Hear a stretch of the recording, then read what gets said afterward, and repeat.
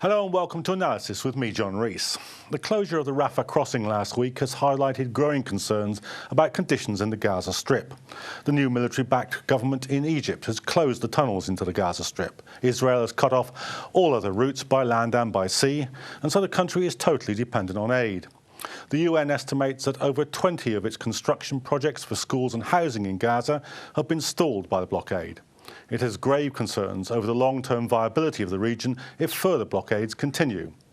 The escalation of the blockade has led the UN Special Coordinator for the Middle East peace process to declare that the 2012 ceasefire between Israel and the ruling Hamas group in Gaza is falling apart. Joining me to discuss this are Professor Bill Bowring from Birkbeck University of London, Amy Shalan from the Medical Aid for Palestinians, and on the line we've Dan Judelson from Labour to Palestine. But first of all, let's look at this report from Tiana Simons. It has been a week of political turmoil between Israel and Palestine, as Gazans already affected by the punitive 6-year-old siege now feel the added insult of the closing of the Rafah border and tunnels. After the closing of the tunnels, the two of us combined don't make 25 shekels from 6 o'clock in the morning till 1 o'clock afternoon. So that means each person get 12 shekels. Those 12 shekels are not enough to maintain the cart of the fixed punctures, nor it is enough for our everyday expenses. So while we are alive, we are not living. Slamming the declaration by Palestinian Authority Chairman Mahmoud Abbas that Hamas had renounced extremism, Hamas responded by calling for an end to these meetings between Palestinian Authority and Israel, saying that such meetings reflect a normalisation of ties with Israel and only serve to improve their image in the world. In his Friday sermon, Palestinian Premier Ismail Haniyeh made clear that Gaza had been further exposed by the border closure and destruction of the tunnels to Egypt, and that the ongoing blockade considerably affected every citizen in the Gaza Strip and their need for food, medicines and other vital essentials. Criticism of Israel is mounting internationally, with British MP Alan Duncan recently saying, "It is no exaggeration to say that, come the autumn, Gaza could be without food, without power and without clean water. One UN report predicts that it could become an unlivable place, meaning that it risks becoming unfit for human habitation." This comes on the same week that Turkish Prime Minister Erdogan demanded the lifting of the sea closure on Gaza. Ties between the two countries deteriorated after Israeli Marines stormed the Mavi Marmara aid ship in May 2010 to enforce a naval blockade, killing 9 Turks in clashes with activists on board. Bilateral talks are underway for a final agreement. Of course, apart from the compensation, lifting the embargo and delivering humanitarian aid to Gaza and the rest of Palestine, as you know, the situation in Gaza has been worsening since the military coup in Egypt. It is of the utmost importance for the future steps that will be taken. The recent closure of the Rafah, Egypt's only border crossing with Israel, has intensified Gaza's humanitarian situation. With ever tighter restrictions on trade, unemployment in the country has been pushed beyond the 40% mark, and over 35% of 1.7 million Gazans now live below the poverty line. In December, Israel agreed to the transfer of construction materials for UN projects in Gaza to build much-needed schools, social housing and water and sanitation facilities. But this has been stalled by renewed cross-border strikes over recent months. At the current rate of deterioration, Gaza will run out of water in the next decade. With Hamas continuing to reject peace talks between Israel and the Palestinian Authority, and Israel seemingly unwilling to make major concessions on the blockade, will the talks bring any hope at all to the lives of ordinary Gazans? Tiana Simons, Islam Channel. Okay, so Amy, describe to us the effects now that the blockade are having in Gaza, because we're seeing very distressing reports coming out of there now. Well, I mean, we are now in the 7th year of the blockade, so the effects have had a long build-up process. But obviously, since the change in Egypt and the change at the Rafah border last July, the situation in Gaza has really deteriorated considerably. Certainly in the field that we're working in, hospitals in particular have been very affected by what is now a fuel crisis which has yet to be resolved. Now, there have been some measures in place, which has brought fuel in, particularly from Qatar. But by the end of this month, it is expected that the fuel will have run out, and reports came at the end of last month that hospitals were down to 13% of their reserves, which would basically last them for a week if no further fuel was coming forward. So it is a very critical situation. So we're seeing hospitals basically having to cut all but very essential operations. They have been operating relying very heavily on generators. They have specialist equipment, which is basically often just either damaged or unable to function properly if there's any interrupted power supply, and it's causing immense difficulties just at the medical level in hospitals. But more broadly speaking, in terms of what's happening to the health of the population, we are facing a really dire situation in Gaza now. The UN have reported that by 2020, we're looking at a population of about 2.1 million Palestinians in Gaza. The current population is 1.7 million Palestinians. And there's a real worry that the aquifer is going to really give out. So it has been under immense pressure as a result. It's the only aquifer in the area. 95% of water by the World Health Organization's standards is undrinkable. And by 2016, it's thought that that's going to be totally unusable, the aquifer, and that situation will be irreversible by 2012. And that's having a huge impact on the whole of the population. Issue there is also immense. 90 million litres of raw sewage is going out into the sea. Well, let me come back to those reports, but I just want to get Bill's comment on a point that you made there, which is that this has been going on for 7 years, but the change of regime in Egypt seems to have had a significant impact even within that frame. Is that the way you read it, Bill? Certainly. That's one side of it. The other side of it, of course, is Turkey. And so the reports we've seen in the last few days are that Israel, of course, wants to normalise relations with Turkey. Turkey has said that a condition for doing that is lifting the blockade.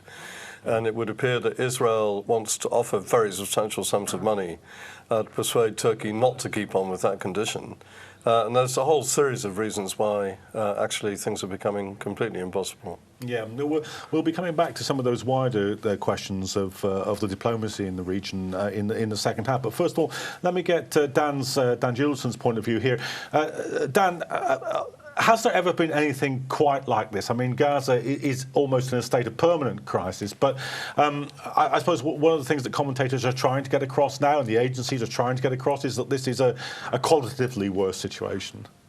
I think it is a qualitatively worse situation. I think the duration of the blockade is important. Sorry, I've just seen the feed. That's not a picture of me, but I'm sure the person involved will forgive you. I think it's important to recognise that while Israel claims that this is all about security measures, and while the rest of the world, certainly at a governmental level, seems to accept a great deal of that, it's very much a political as well as economic blockade. And I think two recent events demonstrate that very well. That just over the weekend, about 60 to 70 patients were prevented from crossing from Gaza into Israel for much needed and much vaunted medical treatment. Israel makes a good deal of its humanitarian attitude towards Palestinians in terms of medical treatment. The reason they were prevented from crossing the border was that on the letterhead for their medical referrals with the details of their conditions, it said the word Palestine or State of Palestine. And I fail to see, as anyone else would, how a letterhead has any medical relevance whatsoever, but I can see how an Israeli border controller would declare that or make that mean that the patients were sort of persona non grata, as it were. The other thing is Mohammed Asaf, the winner of Arab Idol. I was in Ramallah last year during one of the heats, and there were literally hundreds and hundreds of people on the street in Al Manar Square watching outside screens and cheering him on. And the importance of him winning that contest cannot be underestimated for the self-respect and identity of Palestinian people. He was due to sing at the World Cup, being prevented from doing so. Again, that can have absolutely nothing to do with security, but can have everything to do with a political blockade as well as an economic and a humanitarian one of the people in Gaza. I don't know of anything that's been sustained for as long a period like this before, and I had the same briefings as Amy, that the water aquifer is going to be irreversibly damaged within the next sort of 2 to 3 years, and by 2020. Back now to that point that you were making just at the end of your first contribution there about the state of the sewage system, because there have been reports coming out. I don't know how widely they've been read, or indeed how widely they've been reported in the press, but nevertheless some reports about the state of the sewage system. Just talk us through what's happening and why it's happening there. Well, one of the major restrictions has been on construction materials going into Gaza. In terms of course, under Operation Cast Lead, there was intense damage of various infrastructure, including the sewage systems. And really what is needed now are huge scale projects in terms of sorting out the sanitation system. And I have to say, it is what I would call coming up to a toxic environment. And you go to Gaza and you often get sick just as a result of having been there from just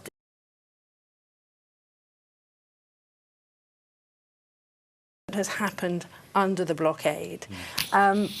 In terms of the kind of projects that need to go forward, I think everyone is aware that these projects need to go forward, but really there has to be huge investment going into them, but also the materials have got to be allowed into Gaza, and that includes dual use, what are seen as dual use materials going in. And if the blockade didn't exist, are those materials ready to go? Would those projects begin? Is it simply a question of the blockade? Well, I know that there were, these aren't, I don't know how current these figures were, but certainly there were 16 water and sanitation projects that international organisations wanted to push forward that weren't going forward because of the restrictions on materials going into Gaza. So, as I understand it, there are certain materials that unfortunately, it's not a field that we work in other than what the health conditions are for the community. Bill, I think Dan was sort of touching on this point that, and Amy said the conditions are very different in Gaza than they are in the West Bank. How much of this is simply political punishment of the Gaza Strip for having elected a Hamas leadership rather than perhaps a more amenable leadership as far as the Israelis see it? Very hard to see what the motivation is, actually. And I've been to Gaza myself just on 3 occasions, but on each occasion things have been very much worse. I haven't been recently, but I read about how very much worse things are now. So if this is punishment, that is quite extraordinary, isn't it? And we know that the Human Rights Council back in 2011 called on the United Nations to put a case forward to the International Criminal Court on what is going on there. And actually there is a live issue at the moment at the International Criminal Court about whether the prosecutor can in fact proceed with an investigation with a view to prosecutions on the basis of the declaration which has now been made by the Palestinian side. So this is part of the background, but as for the if the motivation is indeed punishment, that is something absolutely unacceptable, isn't it? Dan, we're moving towards the break, but just briefly now, do you think that the pressure is now so great, as some people are beginning to suggest, some in the UN, that the ceasefire will break down? I'm not entirely sure I'm qualified to say. I mean, there are, again, at the weekend, I think on the 14th, 17 Gazans were injured by live fire from Israel and another 4 by tear gas canisters. And there have been a couple of rockets fired from Gaza into Israel, although it's unclear as to who is directly responsible for those. But it's such a febrile situation. When Car Sled was over, the immediate sort of operations were over, Israel established a buffer zone of two buffer zones actually, one called a no-go zone and one called a high-risk area. The no-go zone was between 300 and 500 metres around the border with Israel, and the high-risk one was 500 metres to a kilometre and a half. And people were subject to live fire if they entered those lands. The problem with that is that constituted well over a third of arable land and 17% of all land that makes up the Gaza Strip. And, of course, it was the most fertile land, so it was impossible for farmers to tend their crops. People do enter into those zones, and in the last 18 months, the high-risk zone has been less firmly enforced, but even that doesn't make it that much safer, because you don't know if the high-risk zone is being enforced. You don't know whether you're going to be shot at or not. It doesn't actually make your life any more secure. So it's difficult to say whether the ceasefire is breaking down. I know that in the West Bank, the anger of Palestinian activists is increasing steadily, and people have variously predicted a third intifada. I hope it doesn't come to that. But I can't see, with the negotiations and the leaks from those, that the framework seems to be offering the Israelis everything they want and the Palestinians nothing, from a capital in Jerusalem to a negation of any right to return. I can't see that there is a diplomatic outlet, and the trouble with that is that there isn't a diplomatic outlet for political anger. It can end up in another uprising. Okay. Bill, just briefly before we go to the break, I mean, really what Dan's saying is the ceasefire is always pretty one-sided affair, but do you think it's under threat completely now, that it will result in another armed conflict if this goes on? Well, I think we've already heard that Gaza is a pressure cooker. We have a population rising at a very rapid rate in conditions which get steadily worse, and conditions which will become impossible, actually, for human life very shortly. So it's extremely hard to see how a ceasefire can hold. In any event, I think Israel is in a position where it cannot actually realistically assess for itself what would be the cost of trying to go into Gaza again. OK, well, I'm just going to have to break off there because it's time to go to the adverts, but do rejoin us for the second part of analysis. Well, we'll be looking at some of the wider impact of the Gaza blockade in the Middle East. Do rejoin us after the break.